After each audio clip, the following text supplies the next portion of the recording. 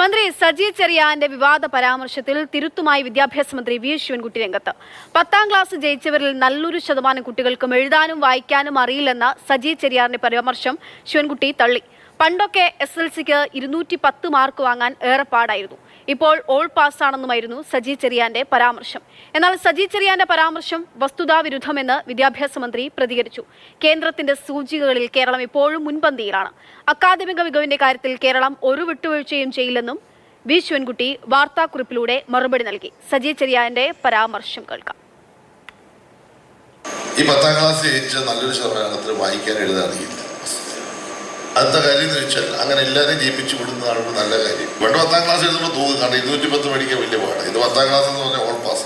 ആരെങ്കിലും തോറ്റുപോയാൽ ഗവൺമെന്റ് പരാജയമാണെന്നാണ് നമ്മുടെ ആളുടെ വിശ്വാസം. ഇപ്പം ഇവിടെ ഇപ്പോൾ ഒരു 50% ആളുകളെ ജയിക്കുന്നുള്ളൂ എന്ന് വിചാരിക്കുക. നമ്മുടെ നാട്ടിൽ നാളെ രാവിലെ ഭയങ്കര പ്രതിഷേധമായിരിക്കും.